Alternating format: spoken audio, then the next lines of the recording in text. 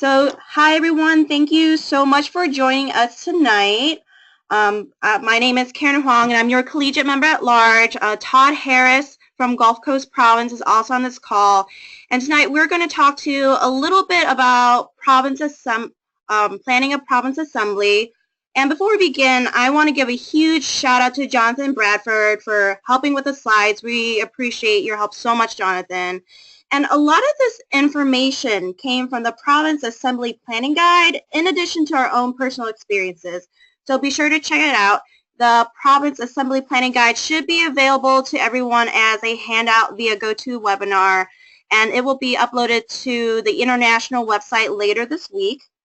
And before we begin, I just want to initiate a poll here and ask everyone, how many province assembly meetings have you attended, just to kind of see where we're all at here. So I'm launching the poll now, and I'm just going to wait a little while to see how everyone responds.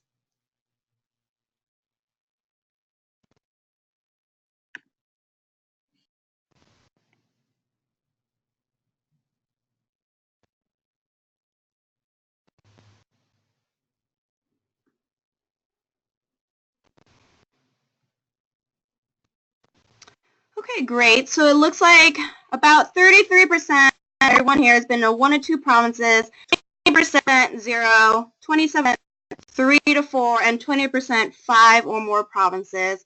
So everyone is completely new to idea meeting, which is pretty good. But for those who haven't been before, we will go over some of the finer details. And just a little bit about us, just so you know who is talking to you. Todd Harris was the co-chair for the Gulf Coast Province meeting this past winter in January 2016 in Oxford, Mississippi. He has attended 2 province meetings in the past. And me, I'm Karen. I was co-chair for the Mountain East Province Fall Assembly in 2014 in Pittsburgh, Pennsylvania, and I've attended 15 province meetings thus far.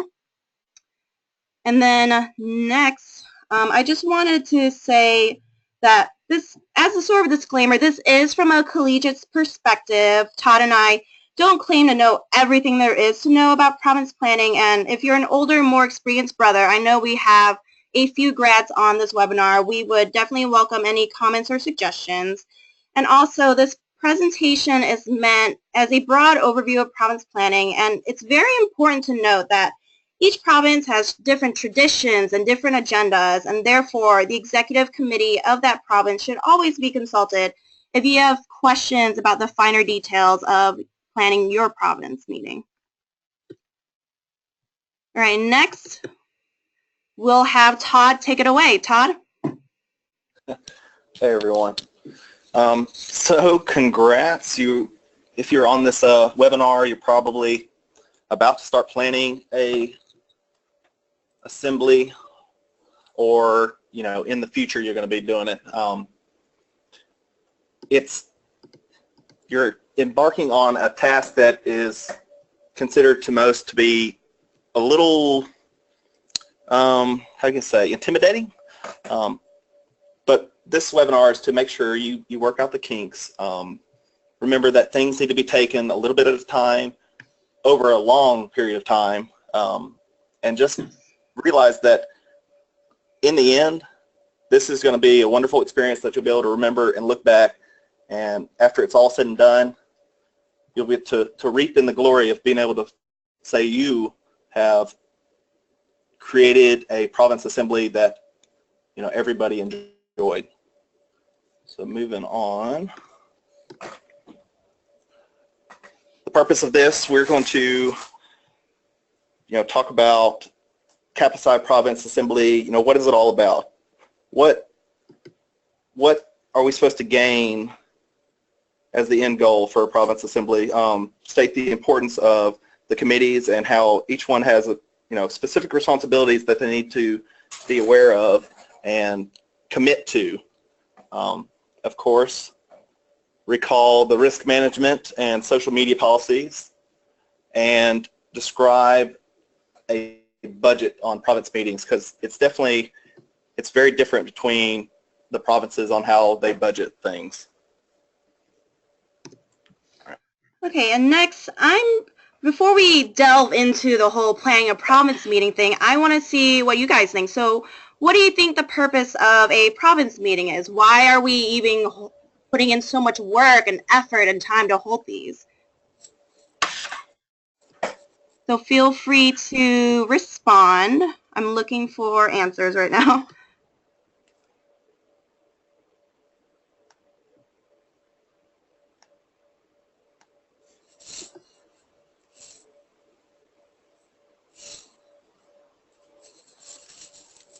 Okay, so I have to make sure it's safe and effective, lots of fun.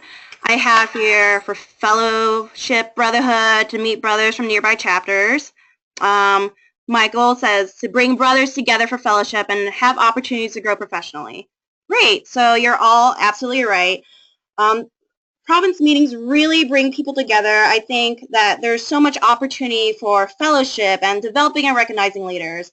And it really exposes brothers to the larger value of Kappa Psi, because when you go to a province meeting, you really start to get how exactly large Kappa Psi is, and you start to understand the depth and the breadth of the scope of the brotherhood. And it really helps facilitate the sharing of chapter ideas, networking opportunities, lots of opportunities to be involved, especially on your province executive committees, and it really serves as a structural base that helps facilitate communication to and from chapters. Next, Todd will talk a little bit about being a co-chair. Yep.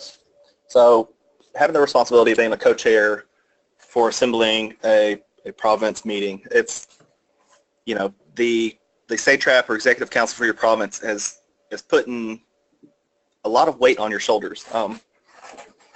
But as long as there's a good communication between your province Executive Council and the members of your chapter that are helping along with all these responsibilities, just making sure that the people that are supposed to be getting the information are getting it, and that in turn they turn around and can provide you with, you know, the outcomes that you're looking for. So make sure that you contact the SATRAP and, you know, the EC that's involved, and have a list of goals that you need to have, and sometimes they'll do a timeline of when things need to be finished by. Looking into your responsibility, you can't do this all on your own. Make sure you distribute and send out into subcommittees that they have ways to gauge how far ahead or behind that they are on providing things. Developing a budget is part of it. Usually a province will have a max goal or a max budget that they, you know, please don't go over, say, $80.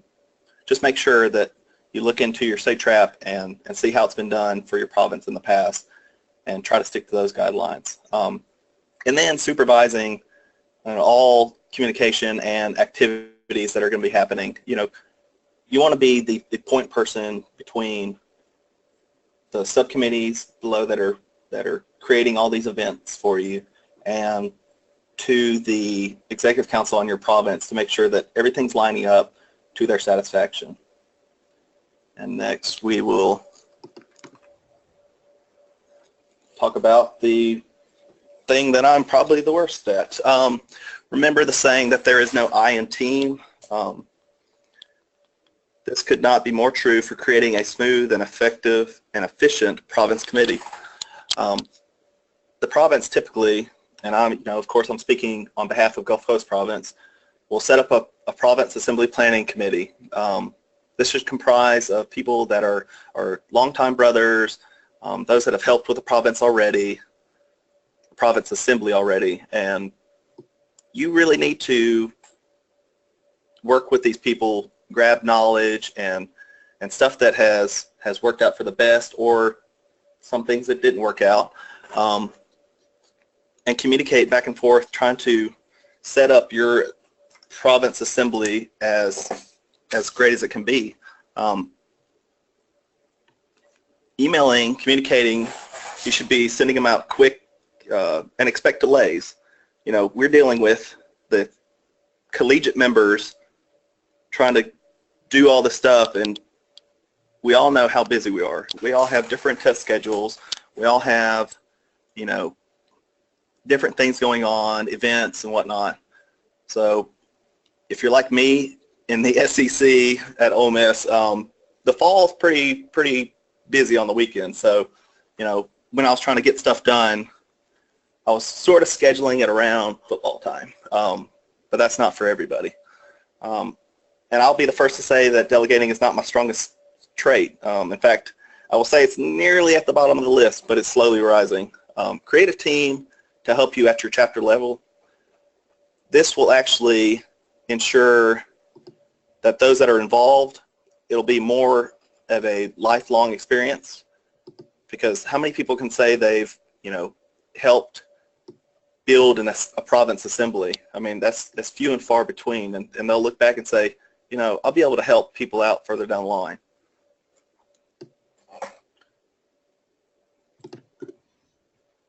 And some of the principles of delegating, you want to select the right person. You want to delegate the good and the bad things. They're, you know, making sure that your entertainment is all lined up might be a good thing for some people. But don't be the chair or co-chair that takes on all the unsavory things like budget and whatnot.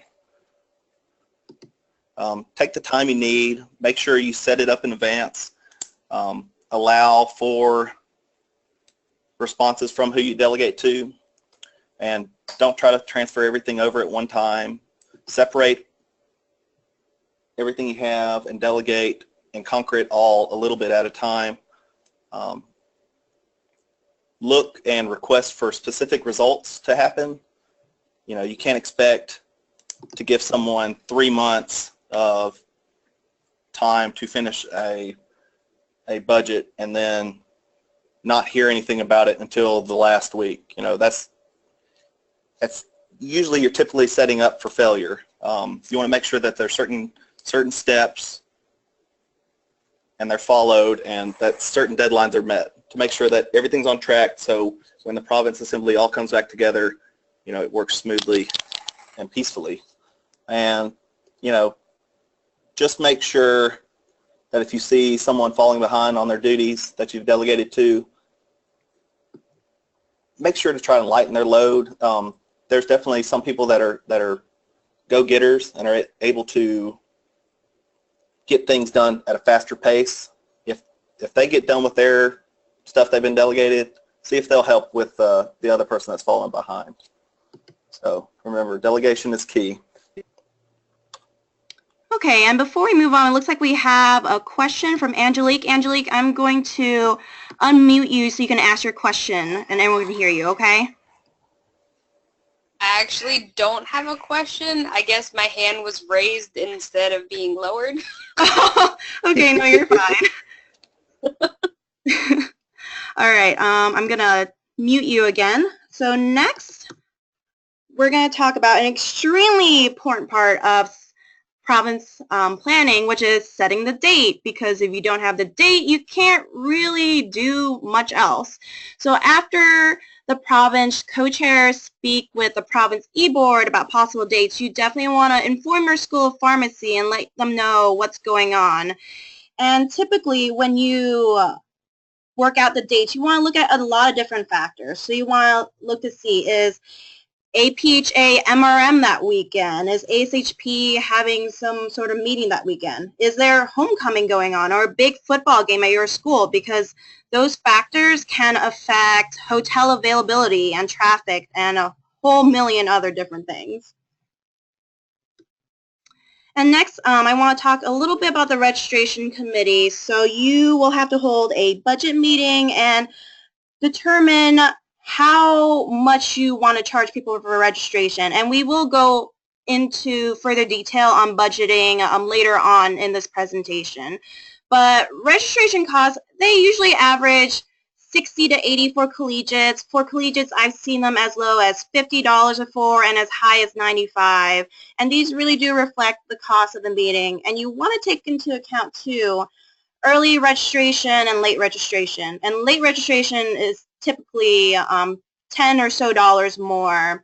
And you also want to look to see, is the person registering a collegiate or a graduate? I think it's very common practice to charge graduates $10 more than collegiates because they're real people, so theoretically they have more money than us.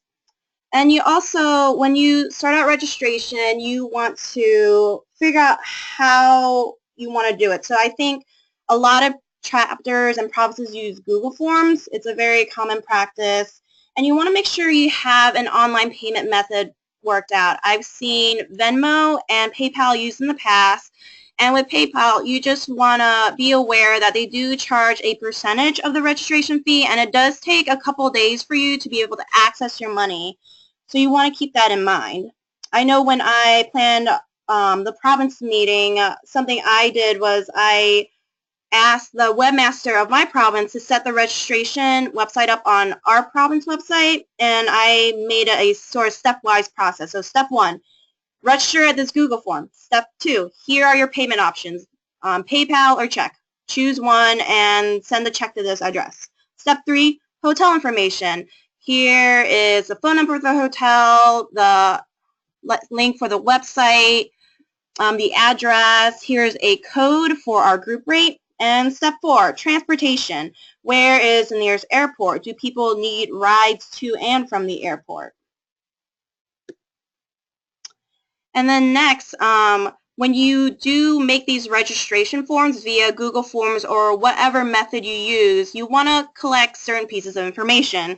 So this is bare bones right here: name, email address, phone number, chapter province, banquet preference if applicable. Some provinces do choose to have plated banquets, so you want to give your guests a choice of chicken, fish, pork, whatever.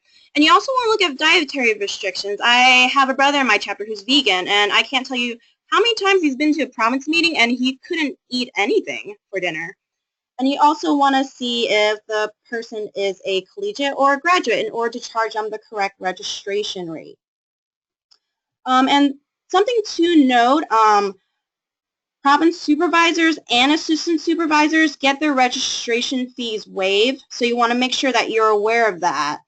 And also, some provinces do waive the registration fee for international executive committee members, and some don't, so you want to check with your province e-board, and you also want to check with your province ordinances. Next, Todd's going to talk a little bit about what goes in a registration packet. Todd, you still with us? I say when I unmute myself, I'll be able to talk again. So registration packets, every time you sign up for, just something in general, like APHA, I enjoy getting the little registration bag that has all the little small items. It's always been something that's intrigued me and put a smile on my face. But there's certain things that you can find.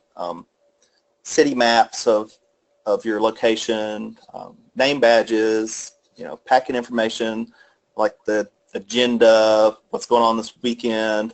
If they need any things like a wristband to be able to get into an event for free, or just adding some swag like pins and little knickknacks that might say, oh, I remember where I got this. I got this from this last province assembly. So city maps can typically be picked up at your local city visitor office. They might also have freebie items. Like we went and they decided that here you can have 200 free bags, so we didn't have to pay for that. Another thing that some people might have is t-shirts.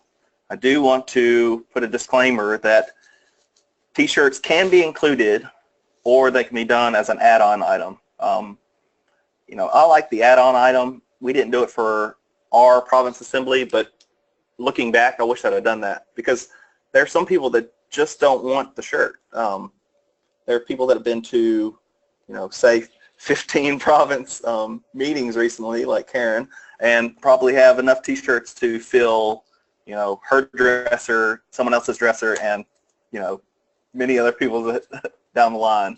But if you do happen to make a shirt, make sure you have a deadline and cut them off ahead of time where the shirts can actually be made and show up at the assembly. For name badges, I can speak solely about this because I had the hardest time trying to figure out what to do with name badges. I wasted money on buying something from Amazon, got them, printed them out, and they just didn't look good. So I'm going to give you all a little, my methods of doing name badges. So I would actually go to Amazon and buy in bulk the name badge holders.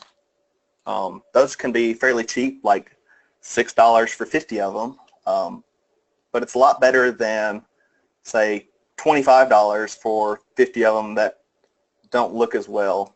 I'm speaking on behalf of the ones that were made by Avery. I just didn't like them. You can also purchase lanyards for cheap. I bought, I think, for $3 100 of them. So you got your name badge holders, and then you got your lanyards. I would actually download from Avery the software to print them. I used this and then developed my name badge. You can pull it from the web, the list that you have. If you use Google Forms, which I did, you can download in Excel and pull from Excel the names, what chapter they're from, if they had an officer position, and you can put that, incorporate it in the Avery software, and it'll post it on the name badge, and it'll do it, pretty efficiently. There were some things, if you have people that have longer names, you had to make sure, and you went through and you fixed those to where they'll actually fit on the name badge. But if you just print that and just put it on regular cardstock paper and just cut them, I thankfully got lucky and had a paper cutter or trimmer that I got from the school recently, and literally it took me, probably 15 minutes to print everything out, cut it, and then just start putting them in the name badges. And I think I showed you an example. That's Mallory White, the name badge that we had, and I thought they looked pretty well, especially since I think the whole thing cost me $22 total. I think it's a good idea. Pins, highlighters also can be added. If you can find a cheap one with like the province logo, I mean, that'll be pretty cool, especially if you can look down the line and feel like, where did I get this? And lo and behold, it just because you decided to throw in some extra sweet swag. Also think about what other assemblies in the past have done in your province. I think ours was in January, and I think this has been the year of the mugs. I think a lot of people have been doing mugs for their gift items. Try to see if you can not do the same things as everybody else has done in the past. So you want to, alter things up and make sure that yours was specific, and it'll just make yours more enjoyable to remember. Moving forward from registration packets, Karen? There we go. All right, so next I'm just going to talk a little bit about fundraising. So that's something that's super important, obviously. So when you are facing a province meeting that you have to plan, you definitely want to plan ahead. Fundraising isn't something you can do secondhand or the night before, like, your schoolwork. So you want to look at sponsorships. Are there companies nearby, local businesses that will be willing to donate a specific item like breakfast or a CE? You want to tap into the network of Kappa Psi alumni that are in the area and see if they'd be willing to help out. And you also want to see if there's graduate chapters in the area that can help you out too.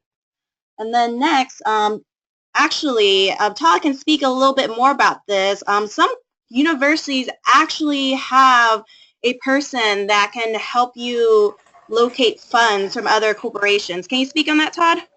Yeah. So at the University of Mississippi, Ole Miss, we actually have someone that we can reach to in our school that deals with sponsorships for anybody that's affiliated with the school pharmacy.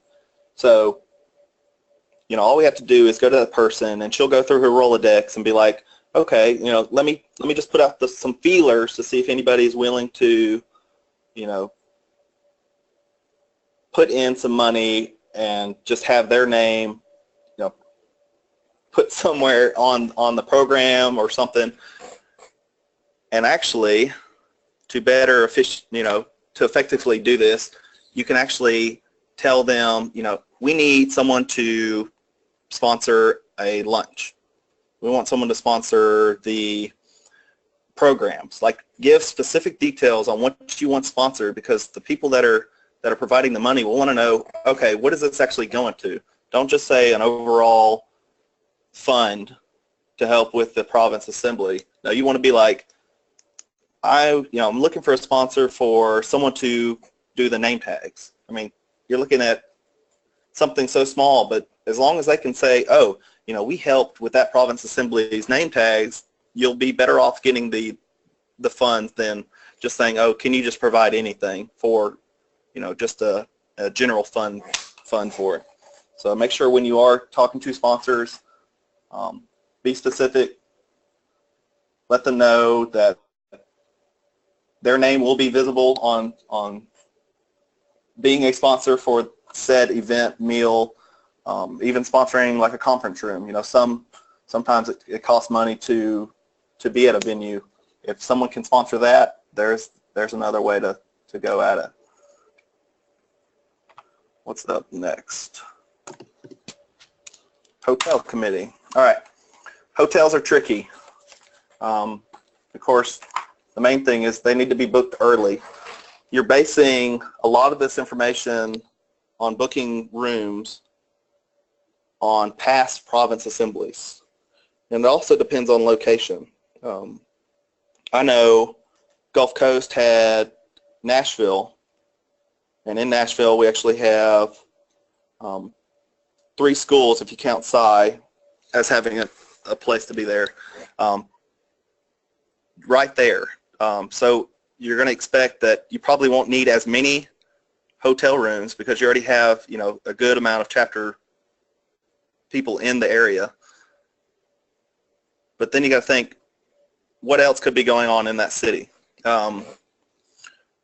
I, being from Oxford, Mississippi, didn't have too much going on. I mean, we don't even have an airport to fly into, besides the local one. But the little things that you need to be looking out for. When you set up a hotel and you block off a certain amount of rooms, you want to make sure that when you do, if there are going to be any rooms that are not booked within a certain amount of time, that you try to avoid having to pay for. Because, there's some hotels that will say, okay, you can have 50 rooms blocked off, but if you don't hit the 50, then we're going to have to charge you for those said rooms that weren't booked. I believe that's called an attrition fee. Could be making that one up. But it's, when you're setting up these contracts to do the booking or setting the block of rooms, just make sure you read the fine print. It's also to make sure that it's not just one person reading the contract. Make sure your GCD or even the Province Executive Council looks at it, because we don't want anything that happens in the hotel, whether it be not enough booked rooms so you have to get extra costs, or if something happens to break or something, it's not coming back on Kappa Psi. Just make sure you read the contract well.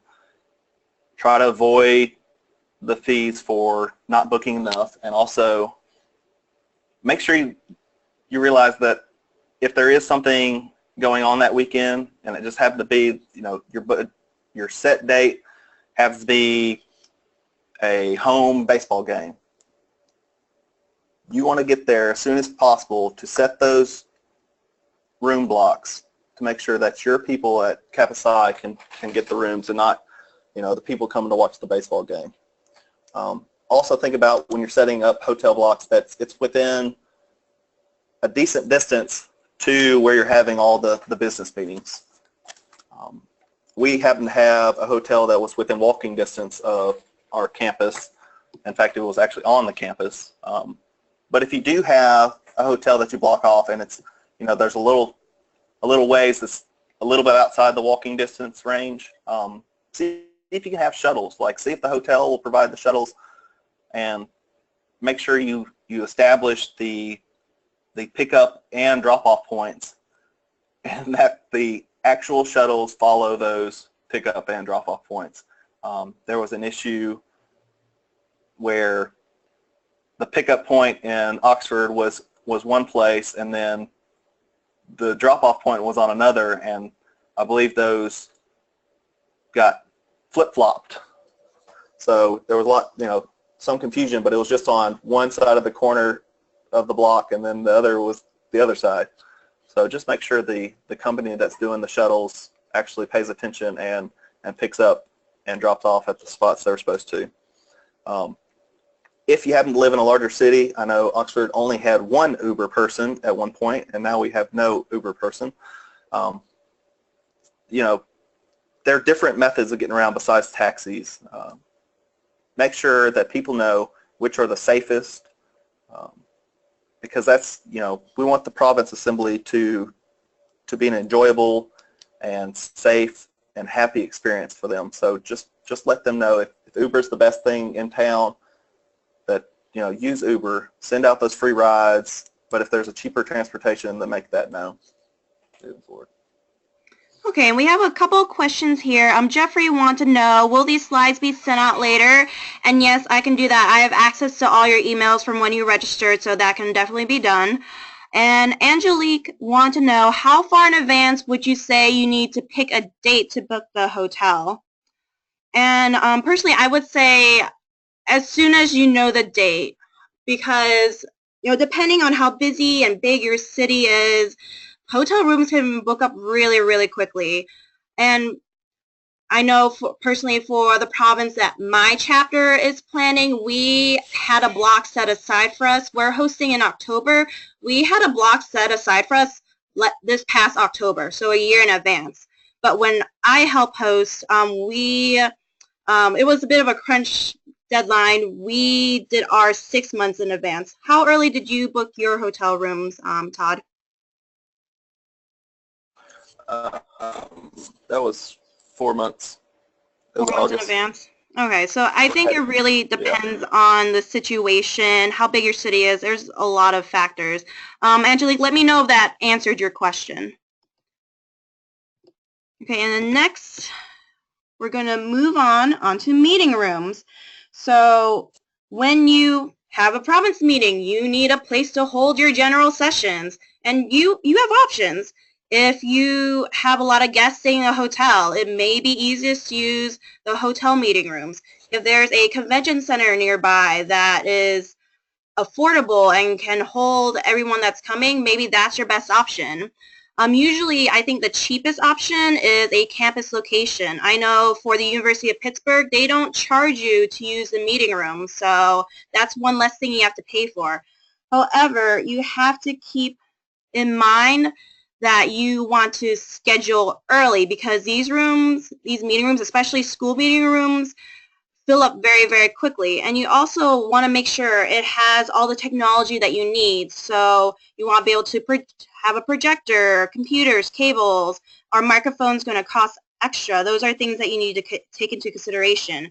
And you also want to take into consideration, will you have workshops, a round table, any extra or special events that will need another room? So you want to take those into account as well. Oh, we skipped one. Sorry, Todd. Go ahead. All right, let's talk about program committee. So a little bit, it's playing off of what she actually just spoke of. Your business meetings are are typically set up, if you do it at a school, it'll be like a classroom setting.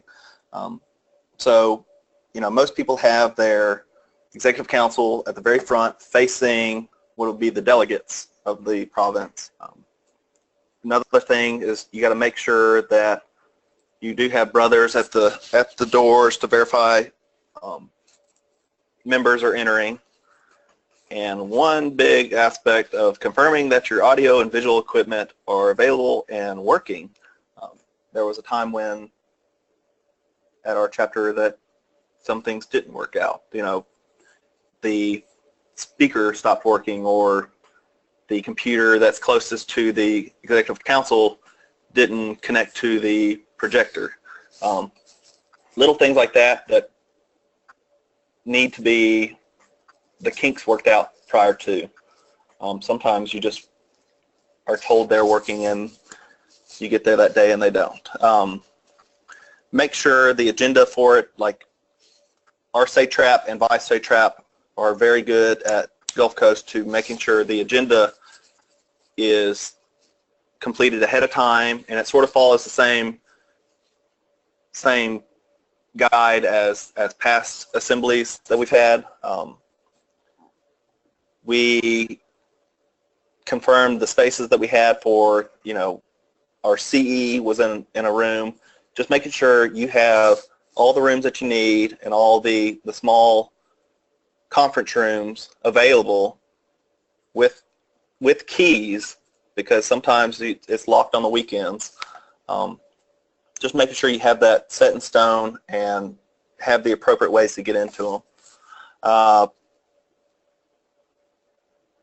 And then make sure that your Saturday night banquet, we have a banquet. Some provinces may not have this, but that's our big event. Make sure that everything is flowing, and that when the banquet happens, that everything lines up. Speaking about the caterers and the important speakers that might have to speak. Sorry, threw me off when she skipped. We can go on.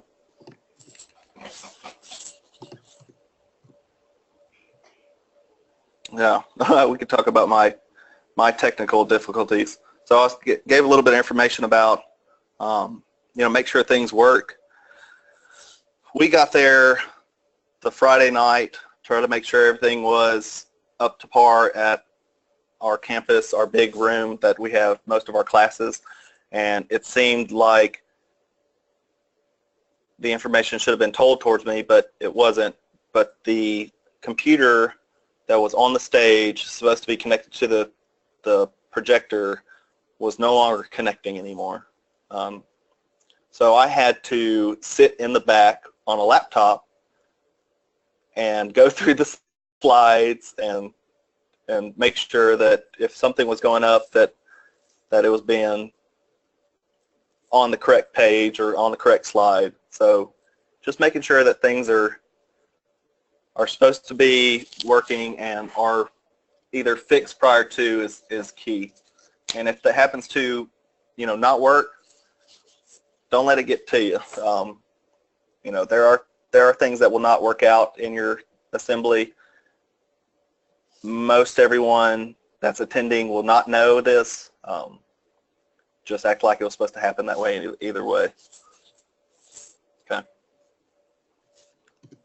Okay, next I'm just going to talk a little bit about my favorite thing, food, more specifically the food offered at province meetings. So you see a list here, food options. It really depends, once again, on the province and really the culture of the province. Some province meetings I've been to, it's formal, business, professional, both meetings. Some provinces, business professional one meeting and casual the next. So at a casual Southeast province meeting, I was lucky enough to have dinner on the beach. So, but a lot of other province meetings I go to, it's a banquet in a hotel, on a boat. So it really depends where the banquet is being held. It depends on your budget as well, because a lot of provinces I've been to, they usually only offer dinner on Saturday night. Some provinces I have been to, they offer dinner both nights, and breakfast and lunch, and refreshments like coffee and tea. So once again, it depends on your budget, and it depends on what you want to do, because you have the power here, so speaking, you have the creativity to make this province being the way you want it to be.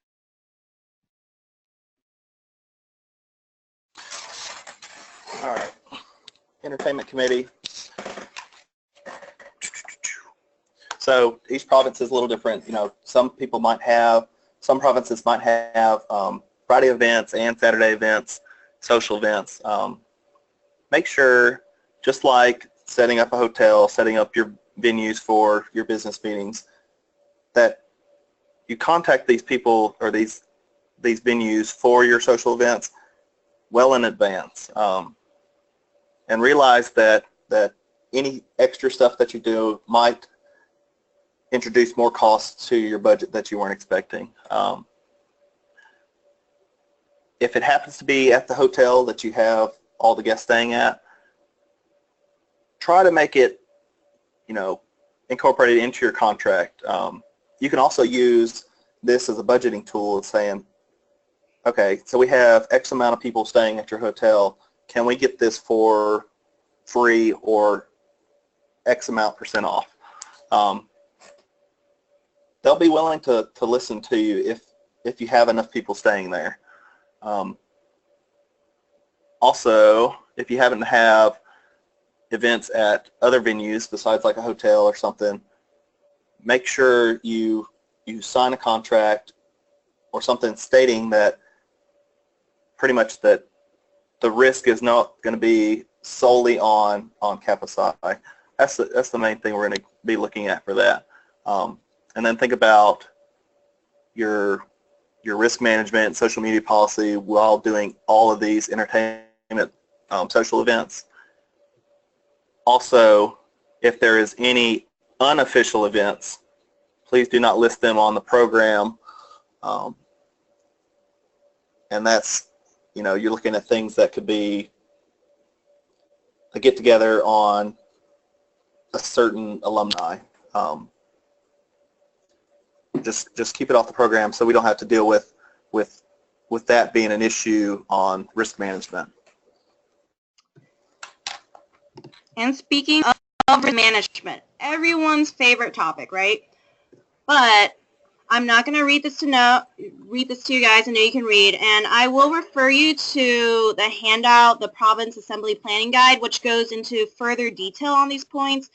But I'm just going to recommend that the province co-chairs sit down with the Province Executive Committee and go through every single possible scenario of what can go wrong.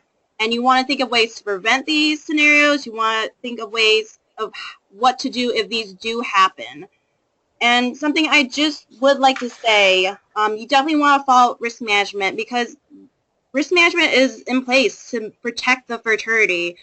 And, you know, once you join the fraternity, you're not an island anymore. Anything you do reflects on us the way anything we do reflects on you. So if you do something great, you win an award, you win a national position, that makes Kappa Psi look good. But if you do something bad, it shows Kappa Psi in a bad light. And we definitely want to make sure that our reputation is upheld.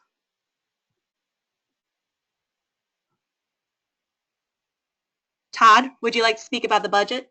Yes, that's the unmute button is still becoming an issue with me. So we all know that people get angry most when you're dealing with their prescription medication and their money. Well, how about having a assembly meeting where you're dealing with people dealing with prescriptions and money? So let's talk about budget. First of all, you need to figure out who actually sets this budget. Sometimes a host chapter is given a semi-detailed list of budgets from the past assemblies. Other provinces might have a set budget that you can't go beyond in price. Others might say, we want it to be within this range. So just talk it out with your province executive council and see what's going to be the best for your province. think about the timing of the event. Also, remind yourself time and time again that not every city is the same. Oxford, Mississippi is going to be a little pricey on some items and a little bit cheaper on some items, where Nashville might be cheaper on other parts of the budget, where other cities, might, it's just going to fluctuate.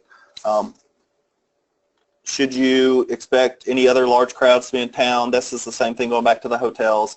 We want to make sure that if we're booking a weekend and we're expecting a lot of people other than Kappa Psi Brothers to be in town, that the prices are going to go up.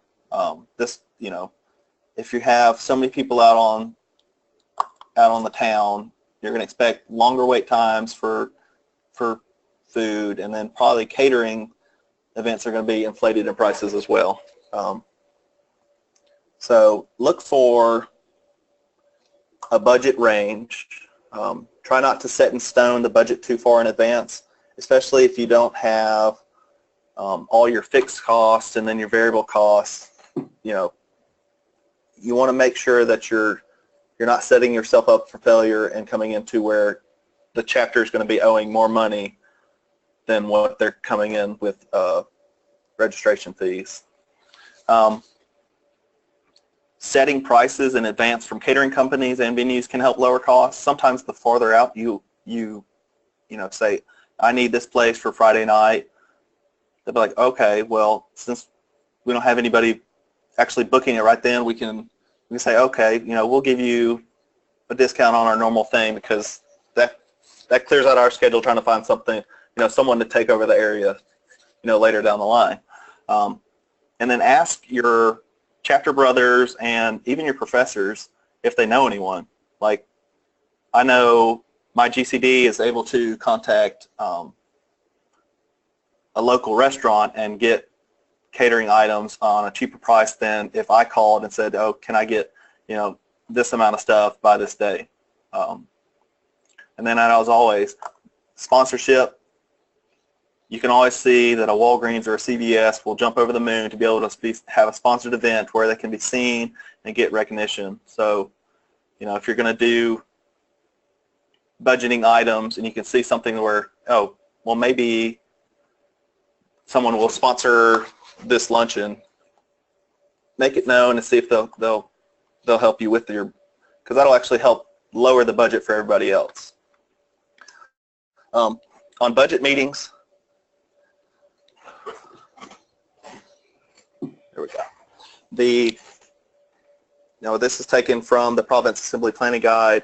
They say the 6 to 2 years prior to have, try to get goals set. Every province is going to be a little different. Every area location is going to be different. I said I got my hotel blocked off 4 months in advance. It's not in that timeline of 6 to 2 years prior, but it worked for our setting.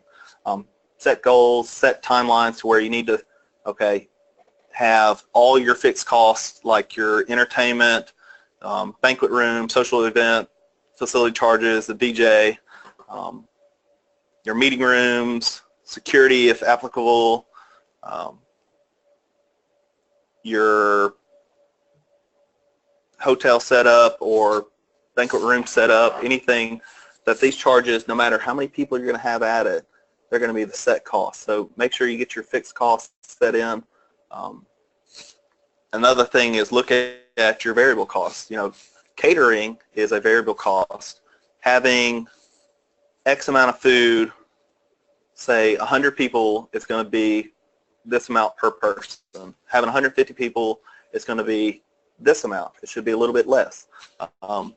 Just notice that the more you add into, make sure you put it in, whether it's a fixed cost or a variable cost, and that will help determine the final budget and final registration fee, per person. And then always remember, there's a good idea in going a little bit over, like 10%, just so if there's anything that does come up, that you're able to actually pay for it.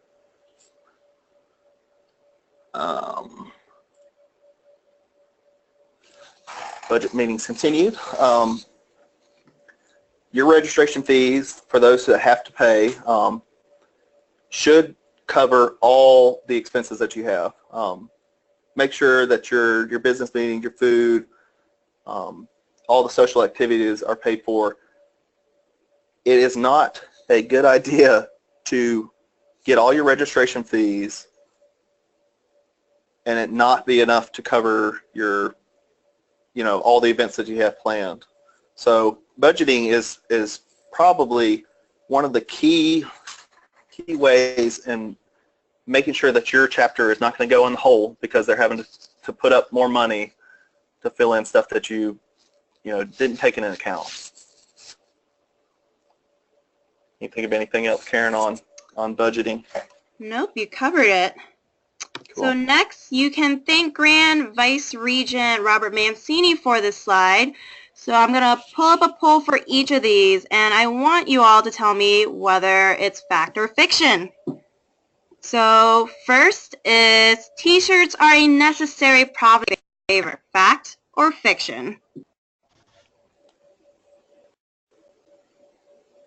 I see 3% say fact.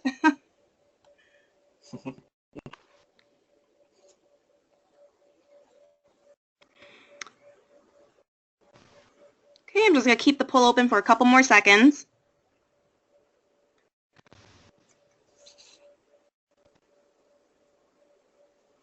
All right, so we have 86% say fiction and 14% say fact. And speaking of a collegiate perspective, I know I like Province swag personally, and I like Province t-shirts. However, just keep in mind that everyone else also likes Province t-shirts, and probably a million other people have Province t-shirts. I have 30 Province t-shirts right now. It is a burden. So keep in mind that you don't have to do t-shirts. I've seen chapters do it as an add-on. So there's your flat registration fee, and then you pay $10 to get a t-shirt. That's a great fundraiser for your chapter. And there's a lot of other options for favors too. Umbrellas, mugs, pens, you name it, you put Kappa sign it, you can make it a favor. All right, next I will launch the next poll. You need to one-up the chapter who hosted the previous assembly meeting in your province. Fact or fiction?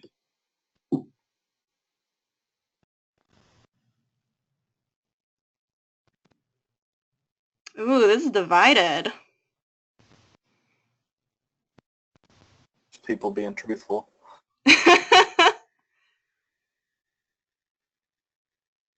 When I was definitely setting up the province assembly, I was in my mind trying to see, okay, just what can we do to improve, or what can we do to?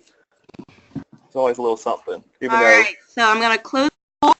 67% fiction, 33% say fact. So when you're planning a province meeting, of course you want to look back and go, okay, so this chapter did this. This may not have been the best idea. But don't go overboard trying to overdo the last chapter who hosted. Don't go, wow, well, they had their province meeting at this fancy hotel. Well, we're going to have it at the aquarium, and just completely screw up your entire budget. You don't want to put yourself into the hole trying to outdo anyone. Because remember, really the best part about province meetings is coming together with everyone else and having that flow and communication of ideas. So remember, really, no matter where you are, you're going to have fun because you're with your brothers. And that's all that really matters. And next, I'm going to launch the last poll. You need $10,000 in your chapter bank account to be able to host a province meeting. Fact or fiction?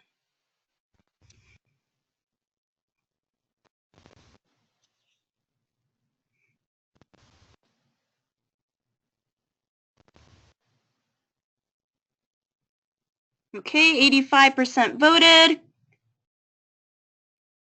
87.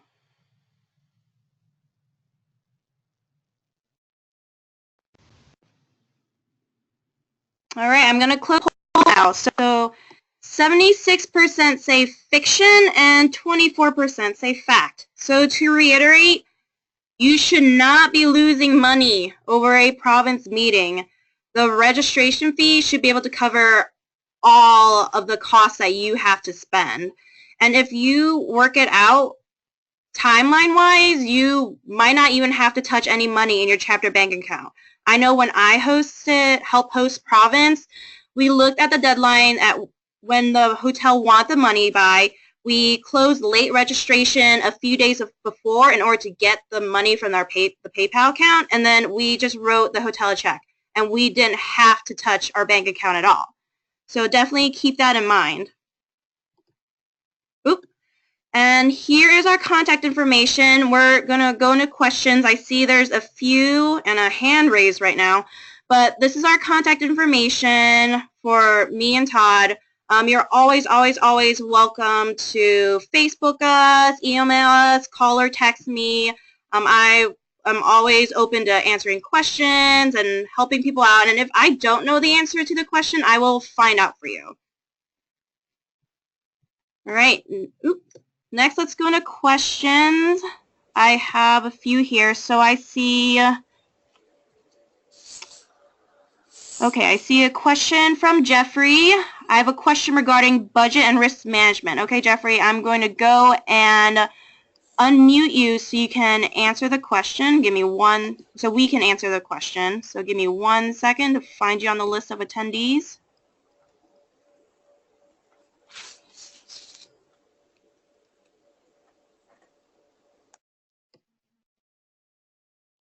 All right, Jeffrey, you're unmuted. What's your question? Can you hear me? Kind of. There's some feedback, but go ahead. Okay, so regarding to budget and risk management, for budget, we're planning to save money on transportation by having brothers transport other brothers when they get in.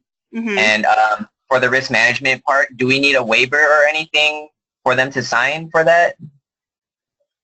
I don't think we had a waiver for ours. Did you have a waiver for yours, Todd, for your province meeting? No, we did not. But most of the transportation we had, thankfully, Brian Reeseger was key on getting, certain people to and fro. I don't know the answer to that question. About the waiver, is it okay if I get back to you, Jeffrey? I don't think I've had a province meeting where I had to sign a waiver before, but I can explore that a little bit more for you. Is that okay? Yeah, thank you. Of course, thank you. All right, we have another question. Okay, from Karen. What happens when registration doesn't cover everything? All right, let me find you, Karen. I'll meet you and we can kind of talk it through. It's supposed to, of course, but in a perfect world it would. But unfortunately, that doesn't always happen. I know it didn't happen to us. But Todd, have you had experience with this? Because I know I have seen like some province budgets where they were in the red, and I don't think there's really anything you can do to recoup the costs besides fundraising. What do you think, Todd? Yeah, that's if there's something that you either forgot on the budget that already had to be paid for, and just wasn't put in there for the registration fees to cover. Unfortunately, I think just doing some hardcore fundraising is about the only option, especially after the fact. Can you guys hear me? Yeah, we can hear you. Okay, perfect. So the issue here is that registration set at $80 nearly covers food. And I know that you said T-shirts, that we don't have to do, but that there's also the transportation part. And then there's the social part, because my chapter's in Las Vegas. So that sort of explains a lot. Yeah, that does explain a lot. Okay, and you said the $80 is registration now, that only covers food. So you're looking... I'm trying to get it to cover food. Yeah. But right now the contract is set at a point where it won't cover food, and I'm trying to negotiate it to cover food, at least. Okay. Have you discussed this with your province e-board? Because, I'm not from an area that, where stuff is that expensive. So I I don't really have any experience with that kind of situation. Yeah, so they actually capped us at 80. Okay. So now it's like, okay, it's coming out of pocket, and it doesn't matter how much we fundraise, really. So it's really difficult, and I don't know that anyone can provide a solution for us. Well, that puts a lot of, that's just, that's too much burden on the chapter for setting a cap, especially in an area that does not, food is expensive, places to hold events are expensive. Yeah, so if anyone has any solutions, I'd appreciate it. But we're trying. Yeah. Okay. Someone actually just said have brothers do the catering. I don't know if that's entirely kosher. It's not allowed for hotels. Yeah. There's liability issues for food poisoning. And then someone else said, has your contract already been signed? Maybe another venue might be a better option. Did you? I think you did say you signed the contract already. No, we haven't signed anything haven't? yet. The contract they're giving me is setting food at like $130 per person. Oh wow. And registration is like capped at 80. So I'm really trying to like ask for everything to be cut out, and it's like literally like just give me a protein and a starch for dinner. And I'm just having issues going back and forth with them just to get it down to like even 75. How many meals is this covering? Is it just one meal? This is breakfast, lunch, and dinner. Okay. And this is all happening at a hotel? Yeah, it's all happening at a hotel, and this is even an off-strip hotel. For an on-strip hotel, that's way out of budget, and that's at like $60,000. And I know that in the previous years, when we've hosted it, it was at Tropicana, and we went well over budget. And I think at that point I've heard that they weren't able to pay for dinner.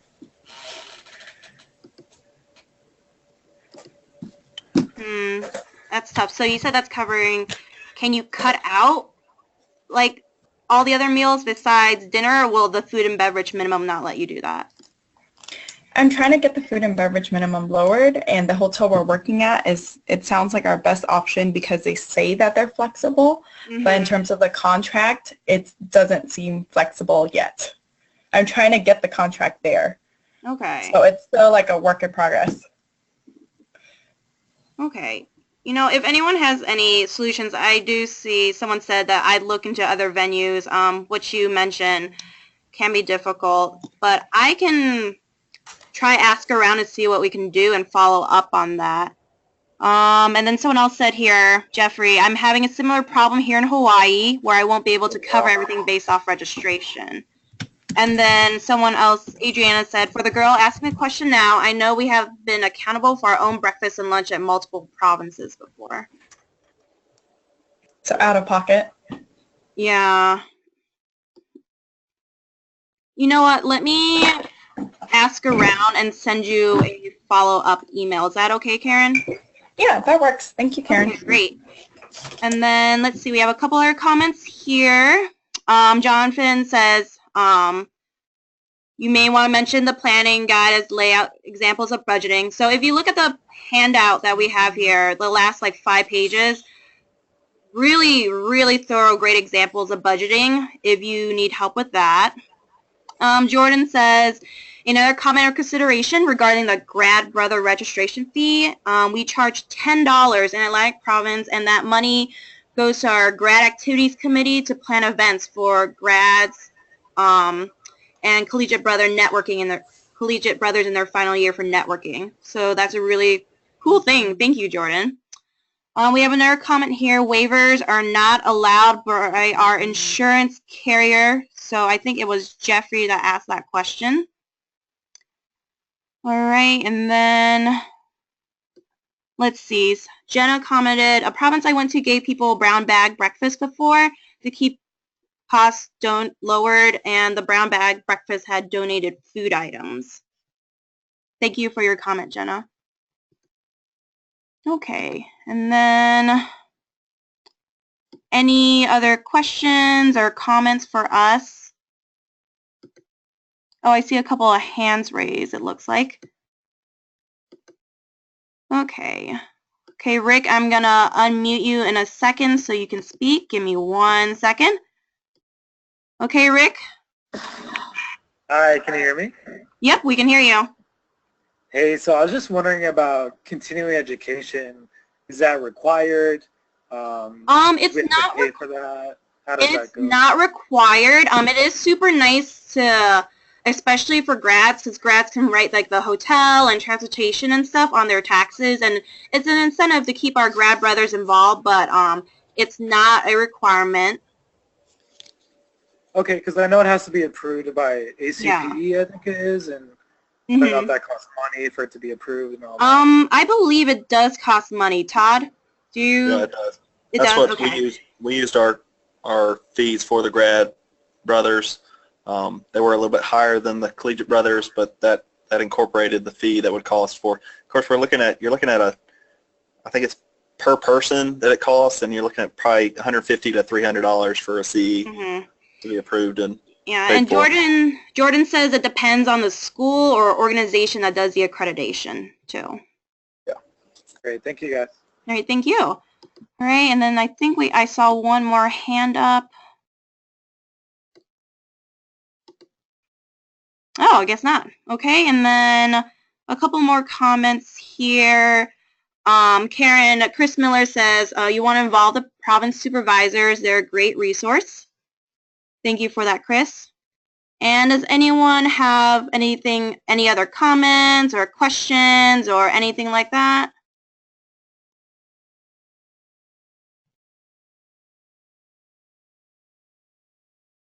Okay, well, thank you so much, guys, for taking the time to come watch our webinar. I know, some things were a little wonky because as far as I know, this is the first webinar CAPSI has done, and we're still getting used to GoToWebinar.